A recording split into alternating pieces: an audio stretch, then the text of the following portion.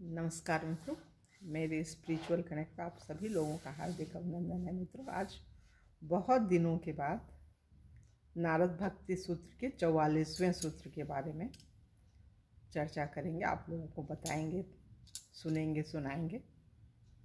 और उससे पूर्व एक अनुरोध है मित्रों, यदि मेरे स्पिरिचुअल कनेक्ट को आप लोगों ने सब्सक्राइब न किया हो तो सब्सक्राइब कर लीजिए और ज़्यादा से ज़्यादा लोगों को शेयर कीजिए। भक्ति कैसे की जाती है ये तरीका बताया गया है मित्रों।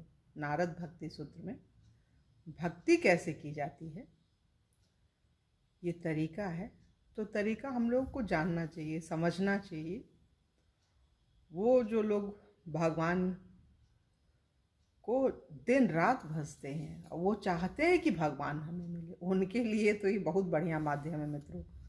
नारद भक्ति सूत्र में 84 सूत्र हैं, तो अभी तो समझिए आधा ही हुआ है, आधे बाकी हैं। पूरी किताब आधी बची हुई है पढ़ने के लिए। तो चलिए हम लोग शुरू करते हैं 44वें सूत्र के बारे में। ये बहुत अद्भुत सूत्र है मित्रों, इसको ध्यान से सुनिए।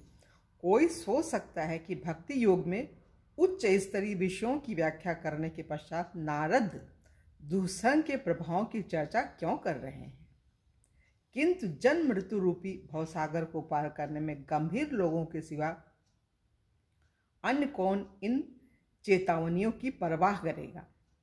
संन्यास आश्रम में भक्तिमय सेवा का अभ्यास करने वालों का तो संन्यास आश्रम में भक्तिमय सेवा का अभ्यास करने वालों का भी पतन हो सकता है। ये मुख्य कारण यही है। संन्यास आश्रम में भक्तिमय सेवा का अभ्यास करने वालों का भी पतन हो सकता है। मतलब जो सन्यासी हो चुके हैं उनका पतन हो सकता है। तो गृहस्थों की तो बात ही अलग है। लेकिन गृहस्थ में भी कुछ ऐसे भक्त होते हैं जो रात दिन भगवान की भक्ति में लगे रहते हैं और चाहते हैं कि हमें भगवान ही मिले। वास्तव में वही सन्यासी होते हैं। उन्हीं के अंदर वास्तविक त्याग की भावना होती है। जैसे फल पक जाता है तो अपने आप वृक्ष से, डाली से टूट जाता है। वो खरबूजे को विशेष रूप से बताया गया है। खरबूजा जब पक जाता है ना, स्वतः लुढ़क जाता है अपने उससे तने में जिसमें लगा हुआ होता है, उससे वो अलग हो करके आ जाता है। और जो लोग ये क्रय विक्रय करते हैं इसका, खरबूजे तरबूजे का, अपने घर ले। और ऐसे कच्चा तोड़िए मित्रों तो वो टूटता नहीं है, सब पूरा टूट जाएगा और कच्चा का कच्चा रह जाता है। तो ये चीज़ है। वैसे ही भक्त होता है, सही भक्त होता है। त्याग और मोक्ष ये भगवान की कृपा से भक्ति के दो बेटे, ज्ञान और वैराग्य। जब ज्ञान होगा तभी वैराग्य होगा, और वो ज्ञान प्राप्ति 84 सूत्रों से ही आपको मिलेगा भक्ति के बारे में। अन्यथा जिनके अंदर विवेक रूपी गुरु है, भगवान जिन्हें चाहते हैं अपने में लगाना, उनको तो होते ही है। उनकी तो बात ही अलग है। वो अनपढ़ भी हो तो भी भक्ति होगी, उनके अंदर एक भाव होगा कि भगवान ही मिले। तो ये चीज़ होती है मित्रों। हाय भव सागर पार करने तथा भौतिक कामना रहित दिव्य प्रेमपूर्ण सेवा के इच्छुक व्यक्ति हेतु इंद्रिय तृप्ति में संलग्न विषय एवं तदृश स्त्री का दर्शन स्वेच्छापूर्वक विषपान से भी अधिक घृणित है। और इसलिए दुसंग के प्रतिवाद का परामर्श सबके लिए, जिसके अंतर्गत निर्भीक प्रगति के इच्छुक अध्यात्मवादी भी हैं। भगवत गीता में भगवान कृष्ण दुसंग के कारण जीव के पतन का विश्लेषण करते हैं। ये कहाँ पे करते हैं? ये है अध्याय 2 में,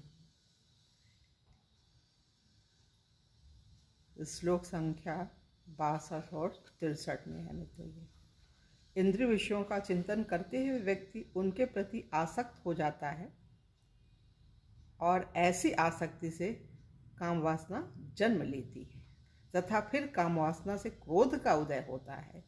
क्रोध से पूर्ण मोह उत्पन्न होता है और मोह से स्मृति विभ्रमित हो जाती। स्मृति के विभ्रमित होने पर बुद्धि का नाश होता है, और जब बुद्धि का नाश होता है तो व्यक्ति फिर भवसागर में गिर जाता है। ऐसे बहुत से लोग हैं इस संसार में। दुसंग पाप हेतु संचित कर्म प्रवृत्तियों को उजागर करता है। दुसंग पाप हेतु संचित कर्म प्रवृत्तियों को उजागर करता है, जिससे निम्न प्रवृत्तियां सक्रिय होती हैं। यदि कोई प्रत्याशी भक्त सुखवादियों द्वारा की गई काम वासना सुख की चर्चा सुने तो वह सरलता से उत्तेजित हो सकता है, क्योंकि शुद्ध होने तक उसमें सांसारिक भोगों की अनेक प्रवृत्तियां रहती हैं। जैसे ही वह सुख के विषयों का चिंतन आरंभ करे, उसे उनकी प्राप्ति की इच्छा होगी, तब वह अपनी इच्छाओं की पूर्ति का प्रयास करेगा तथा हताश होने पर क्रोधित होगा। तत्पश्चात वह मोह में पड़ेगा, स्मृति विभ्रमित हो जाएगा। अतः अभक्तों का संग रखने से बुरी आदतें एक के बाद एक उपजती हैं, हम सद्गुण नष्ट हो जाते हैं, जैसा भगवान कपिल देव कहते हैं भागवतम में। न केवल नीरे मूर्ख अपितु तपस्वी ऋषि भी यदि वे भक्त न हो दुस्संग माने जाते हैं। मनोधर्मी चिंतक, निर्विशेषवादी, योगी गण, ज्ञानीजन तथा शून्यवादी, ये सभी भक्त पर विपरीत प्रभाव डाल सकते हैं तथा उसे अभक्तिमय मार्गी की ओर मोड़ सकते हैं। चैतन्य महाप्रभु के एक अनुयायी भगवान आचार्य सोचते थे कि वे भगवान का दृढ़ भक्त होने के नाते दूषण से प्रतिरक्षित थे, किंतु स्वरूप दामोदर गोस्वामी ने उत्तर दिया कि मायावाद दर्शन पर चर्चाएं सुनने से भक्त का जीवन व हृदय चूर चूर हो जाता है तथा उन्हें नहीं सुनना चाहिए। श्री प्रभुपाद लिखते हैं, मायावादी दार्शनिकों ने अपने तर्क इतनी आकर्षक अलंकारिक भाषा में प्रस्तुत किए कि मायावाद दर्शन का श्रवण कभी कभी महाभागवतम का भी मन बदल सकता है। यथार्थ दर्शन भगवान एवं जीव को एक तथा समान होने का दावा करने वाले किसी भी दर्शन को सहन नहीं कर सकता। पूर्णतः संलग्न साधक तक के लिए दुस्संग के खतरों का विचार करने से हम देख सकते हैं कि नारद ने इन खतरों की अतिशयोक्ति नहीं की और न ही केवल नवसिखियों को चेतावनी दी है।